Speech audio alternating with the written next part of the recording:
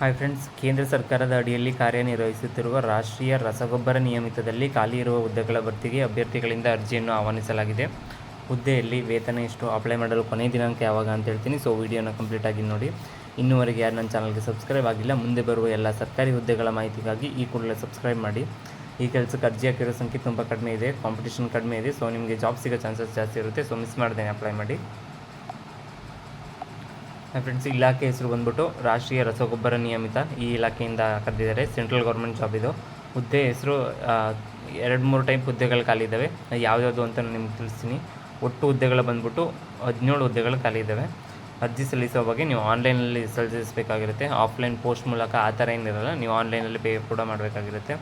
ವಿದ್ಯಾರ್ಹತೆ ಬಂದ್ಬಿಟ್ಟು ಈ ಹುದ್ದೆಗೆ ಅರ್ಜಿ ಸಲ್ಲಿಸಲು ಬಯಸುವ ಅಭ್ಯರ್ಥಿಗಳು ಹುದ್ದೆಗಳಿಗೆ ಅನುಗುಣವಾಗಿ BE, BTech, BSc, MSc, diploma, ಸ್ನಾತಕೋತ್ತರ ಪದವಿ ವಿದ್ಯಾರ್ಹತೆ ಮಾನ್ಯತೆ ಪಡೆಯಲಾದ ವಿಶ್ವವಿದ್ಯಾಲಯದಿಂದ ಹೊಂದಿರಬೇಕು. ವೃತ್ತಿ ಅನುಭವ ಹೊಂದಿದವರಿಗೆ ಮೊದಲ ಆದ್ಯತೆ ನೀಡುವುದು.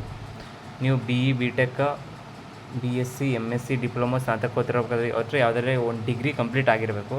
ಅಷ್ಟಾದರೆ ಸಾಕು, ನೀವು ಇದಕ್ಕೆ ಅಪ್ಲೈ ಮಾಡ್ಬೋದು. ಮತ್ತು ನಿಮಗೆಲ್ಲರೂ ಕೆಲಸ ಮಾಡಿರೋ ಎಕ್ಸ್ಪೀರಿಯೆನ್ಸ್ ಇದ್ದರೆ ನಿಮಗೆ ಮೊದಲ ಆದ್ಯತೆ ನೀಡಲಾಗುವುದು ಅಂತಲೂ ಕೂಡ ಕೊಟ್ಟಿದ್ದಾರೆ.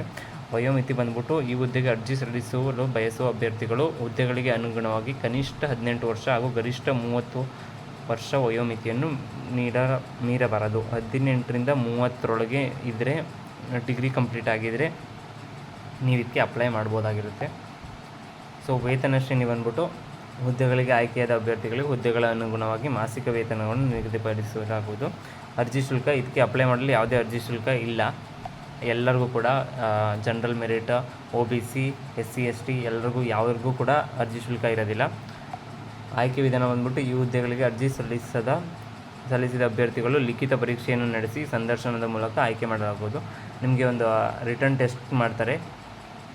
ಪ್ಲಸ್ ಅದರಲ್ಲಿ ಸೆಲೆಕ್ಟ್ ಆದವ್ರಿಗೆ 1:10 ರೇಷಲ್ಲಿ ಮಾಡಿಬಿಟ್ಟು ಅಲ್ಲಿ ಒಂದು ಸಂದರ್ಶನಕ್ಕೆ ಕರೀತಾರೆ. ಸಂದರ್ಶನಕ್ಕೆ ಕರೆದ್ಬಿಟ್ಟು ಮತ್ತೆ ಅಲ್ಲಿ ನಿಮಗೆ ಸೆಲೆಕ್ಟ್ ಮಾಡಲಾಗುತ್ತೆ.